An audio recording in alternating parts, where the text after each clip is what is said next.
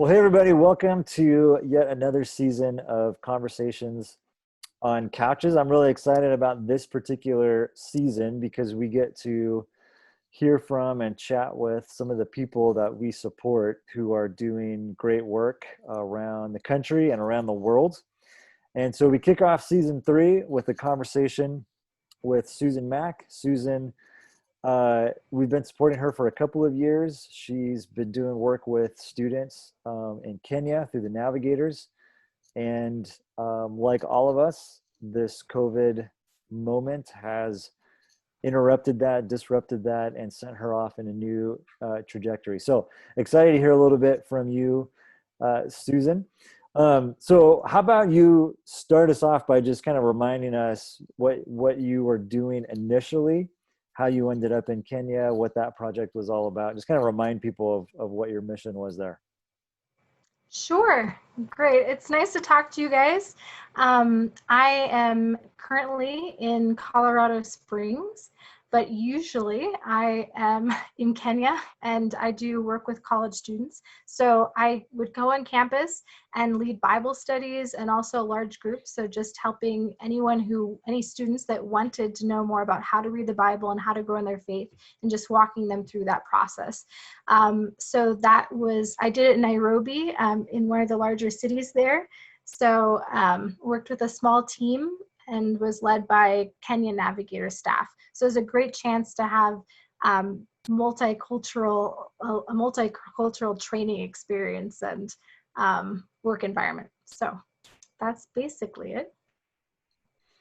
Yeah, and then how long were you there? How long had you been in that work? So I was doing that for 2 years. So I left in it was January of 2018. Yeah, and so then I came back in December of 2019. So it was almost two years. Yeah. Yeah, that leads right So into the next question. Walk us through this year because you were actually with us on a Sunday morning back in February. You had come home for a little while. I can't remember how long you were supposed to be back for, but you'd come home to kind of regroup, raise some funds, get ready for another kind of couple years of getting after it over there. So you come home and you're in the middle of fundraising, and then all of a sudden this pandemic hits. So tell us like what that was like, and then how this has pretty dramatically changed things for you since the last time we got to be with you, which was February. yeah, so it's been a huge change. When I left Kenya in December, I was planning on staying for 3 months in the U.S. I was planning on just debriefing for the 2 years that I spent there and doing some more support raising and just checking in with partners. And I was really excited to be visiting home, but I was also excited to extend for a 3rd year. So my plan was to go back to Kenya for a 3rd year and really pursue whether or not it would be a good fit for longer term, so 3 to 5 years. So that was in my mind the whole time. And then, yeah, so it just gradually didn't happen. I think it felt like when you boil a frog or something, you start in cold water so they don't freak out. I've never boiled a frog, I just hear.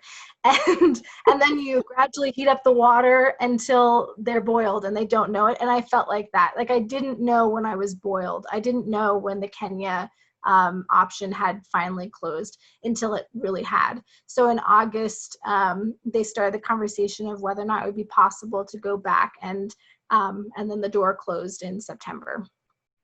Yeah. So it's a big change. And now I am currently in Colorado Springs at the Navigators headquarters. And I'm working with the iEdge program, which is the program that sent me, but I've just been offered a position on the leadership team. So I'll be using that cross-cultural experience in a very different way. And I'm excited about the position, but I really love field ministry. And so it's been a hard adjustment. What does it look like to send people instead of practically working with people on the field? And I loved meeting with students, and I'll get to do some of that, I think, but it'll be more of a side thing as I help people prepare to go. Yeah, so it's been a lot of change.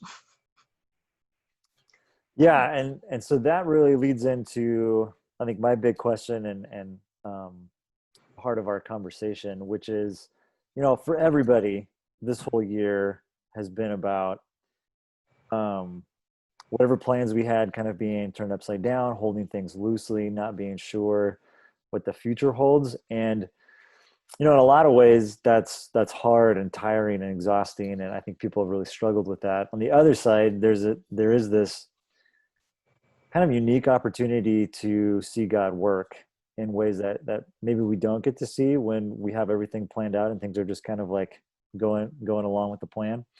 Mm. So I think like one of the things that I'm really excited about is we talk with some of our partners around the world. I think there's kind of an American version of this. Um, but I think what's going to be really helpful and encouraging to our people is just to hear like, okay, in the middle of all of that, like you had, back in February when you were with us, you had no idea that, fast forward 9 months, you were going to be in Colorado Springs, you're going to be in a new position, you're going to be in a new sort of chapter of your ministry. Where have you experienced God in all of that? Where have you seen him show up? Do you have a story of something God has been teaching you in the midst of all of this chaos and again, having your life kind of upended and whole new sort of direction? Like where's God been in that for you? Yeah, that's a good question. I think I mean, I was about a week away from going back to Kenya when everything closed down. So I was so close. I could feel it. Like I was planning on flying to my grandparents, being with them for a week, and then leaving. And then it just all changed. And I feel like the biggest way that I've seen God show up is in a lot of small things that I had been asking for before I went to Kenya.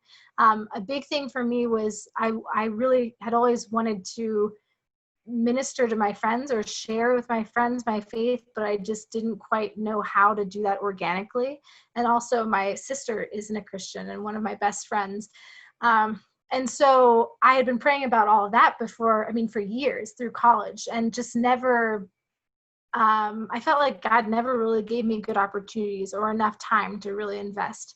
And so during quarantine, there was nothing but time. So, and my sister and I were both in California for the first time in a while. So we started a book club, totally unrelated to the Bible or anything, but we read several books. And finally, I got to suggest that we read Timothy Keller's The Reason for God. And it was just a huge deal that my best friend and my sister agreed to read it. There was a little dragging of feet, but they did. I mean, it's a very, Timothy Keller is like, I'm probably in the back of the cover, it says something, but it reminds me of C.S. Lewis. And I just feel like both of those writers, they're so gentle with people that are not walking with the Lord. They so validate their concerns and their questions and their doubts. And so I thought this could be a great book. I'm not going to say anything magical happened or there weren't huge changes, but I just felt like beginning that conversation was amazing for me. And there's been several times I think that and also meeting with my friend group too, of just not even sharing the gospel per se, but when they ask questions, then I could share verses that like, it's not just doing acts of service or something that allows you to be good enough to get into the kingdom of God, but it's by grace. And I felt like that was something that was new, that idea was new to them. So I think God has been affirming my passions for just being in those, in those communities and creating safe places for people to ask their genuine questions. And one of my favorite verses, I think now it's a life verse, I wouldn't have said that before, but is 1 Peter 3:15. And it's, but in your heart, set apart Christ as Lord, always prepared to give an answer to everyone who asks you to give the reason for the hope that you have, but do this with gentleness and respect. And so I just love that. I love sharing, but doing it with gentleness and respect. That's awesome. Yeah, I think, again, for so many people, what ministry means has, changed and looks different, right? But has also been full of all kinds of new opportunities. So that's pretty awesome how God has met you in that. Hey, is there anything else that you just want to say to Discovery at this point? I know this is kind of putting you on the spot here, but if there's any any other kind of word of encouragement or just, hang in there kind of thing. Um, this is an opportunity to give a pep talk. So yeah. um, yeah, well, I'm grateful for you guys, even though I don't get to spend much time with you. I'm thankful for the ways that you guys impact my life. And I think the way that God has been encouraging me has just been through the seemingly mundane moments with regular people. Hmm. Uh, and the little bit of wisdom that God has imparted to us, we can share that. And it seems so simple to us, but it can rock someone's world. Just a little statement, just an answer to a question. And so I think my encouragement to you is pray for those opportunities and allow God to use you in the small ways that he can, that can have huge impacts in other people's lives. And this is a great opportunity to share hope in a time of very much discouragement, I think, and frustration. Yeah. Yeah. Wow. Thank you, Susan, so much for your time. Thanks for joining us for a conversation on a couch. And man, it's just a privilege to be on this journey with you. So uh, we know that you're not, this is not necessarily what you planned or had thought out, but it's very clear that God is still obviously leading you and using you in a lot of different ways. So we'll be praying for you and cheering you on as you help equip students to go out and do great work all around the world. So thank you for what you do and for being a part of the Discovery story, and stay in touch. I will.